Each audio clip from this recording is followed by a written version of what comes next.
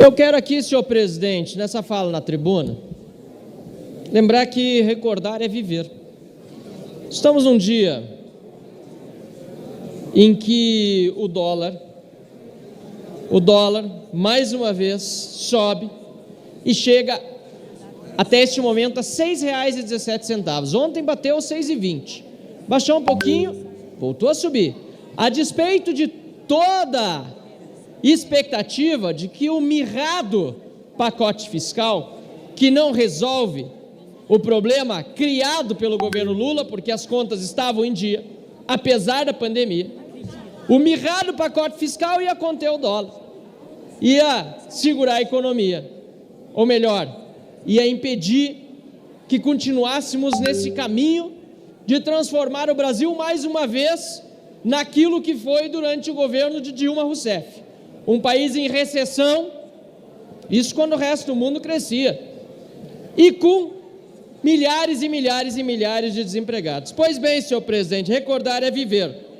Eu quero lembrar aqui que lá atrás o PT dizia: não está dando para andar de carro e muito menos viajar para Disney.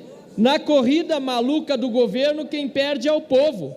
Quem chegará primeiro no valor de R$ 6,00? A gasolina ou o dólar?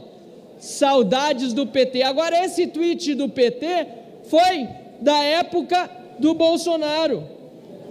Guilherme Boulos: dólar superou os R$ 5,00 pela primeira vez. Isso significa inflação com o aumento dos produtos que têm insumos cotados em dólar. E a política de Guedes achata a massa salarial. Poderemos voltar a ter a estagflação, economia no buraco e alta do custo de vida. A conta vai para o povo. 12 de março de 2020, Guilherme Boulos, PSOL. O que vai chegar primeiro aos R$ 5,00? A gasolina ou o dólar? 28 de novembro de 2019, post do PCdoB. E aí, Bolsonaro? Dólar passa de R$ 5,00 pela primeira vez na história. Fantasia ou realidade? Érica Cocai, 12 de março de 2020. O dólar passa de R$ 5,00 hoje, por quê? Porque nós temos uma instabilidade política e jurídica. É um governo que não garante segurança jurídica para os investidores. Isso quando o dólar passava de 5. Sabe quem disse isso? Em 20 de junho de 2022, Simone Tebet.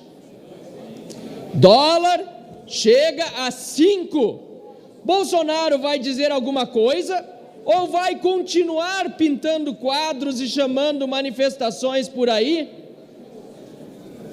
Sabe quem disse isso? Senador Humberto Costa. Dólar quase chegando a 6 diante da incapacidade do governo Bolsonaro de ter um projeto econômico. Brasil está à deriva. 7 de maio de 2020, Carlos Zaratini. Bolsonaro bateu outro recorde, dólar a 4,20 não é nem para poucos, é só para o atual presidente da República. É a maior cotação da história do real. Que proeza! Parabéns aos envolvidos!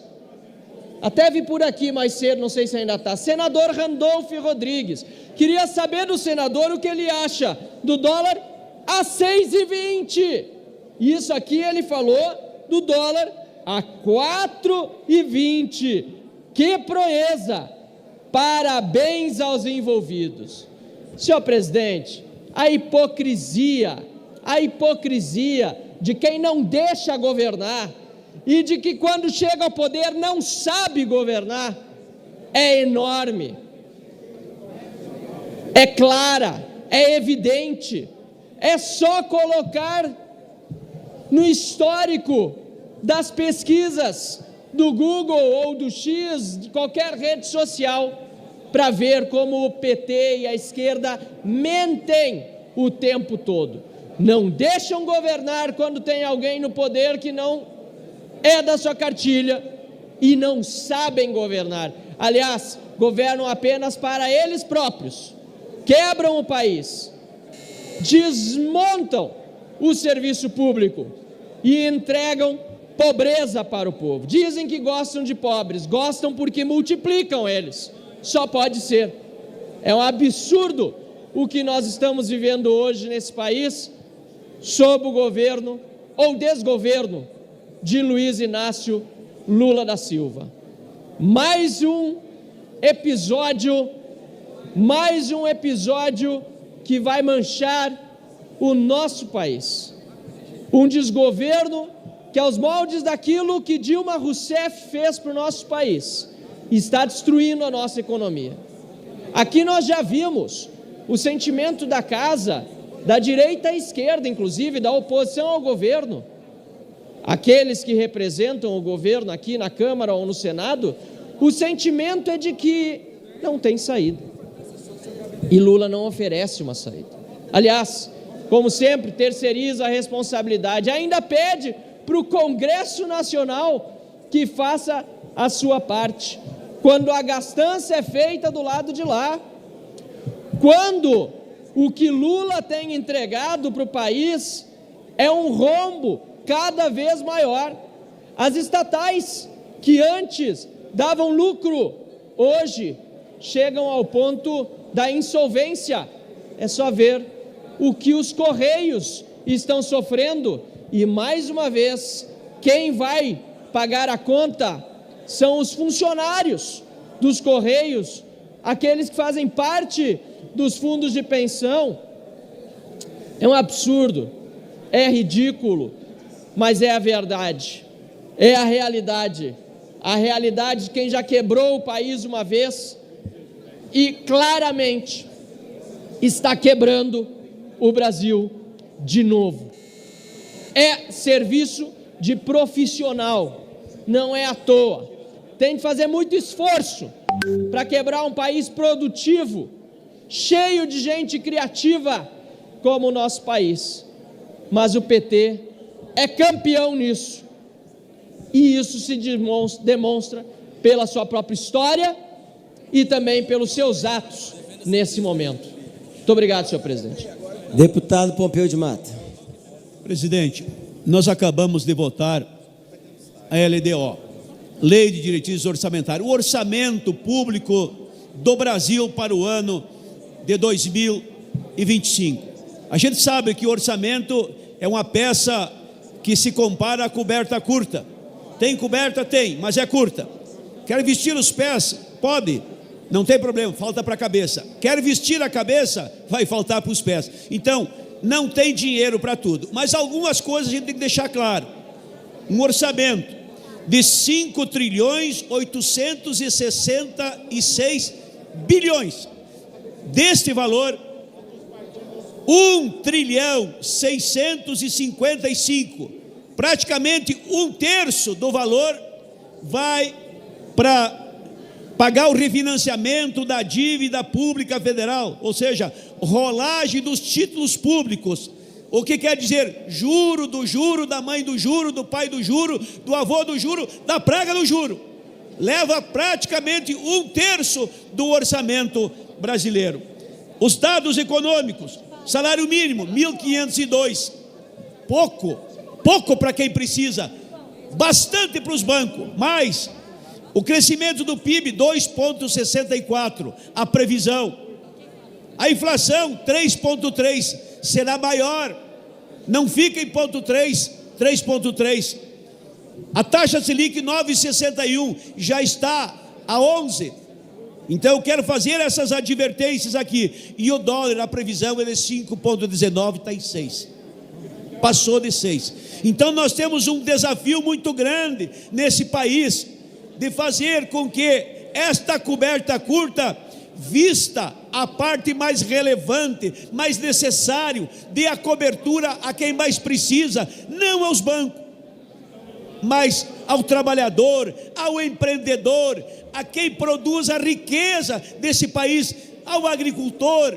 não ao especulador, não aos bancos e não aos banqueiros. Aliás, aqui nessa casa está o projeto do BPC, para tirar dinheiro das famílias pobres que têm a renda de R$340 por pessoa e ainda com o idoso pobre daquela casa ou com um deficiente daquela casa.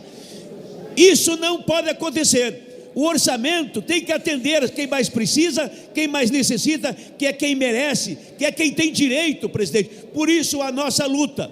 Nós aprovamos o orçamento, nós reconhecemos a importância da grandeza da economia do nosso país, mas temos que tratar com seriedade, com responsabilidade, os mais humildes, os mais simples, os mais carentes, quem produz, quem trabalha, quem faz renda nesse país, e não o rentista, não o especulador, não o banqueiro. 1/3 do orçamento do Brasil sendo destinado a bancos, a juro, a correção monetária, em sã consciência, ninguém concorda. E eu digo aqui na tribuna, digo aqui no plenário, para que o povo lá fora fique sabendo, tenha consciência, tenha conhecimento. Alguém tem que contar, alguém tem que dizer, alguém tem que botar a boca no trombone, e eu estou fazendo a minha parte. Então saibam, quando faltar dinheiro para isso, para aquilo, para aquele outro, é porque o teu dinheiro, a tua verba, a tua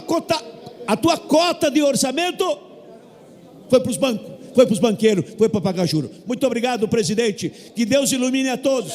Um Natal em família, um Natal que possa ser celebrado com carinho, com respeito, com amor, paz na terra e aos homens de boa vontade. E um ano vindouro promissor.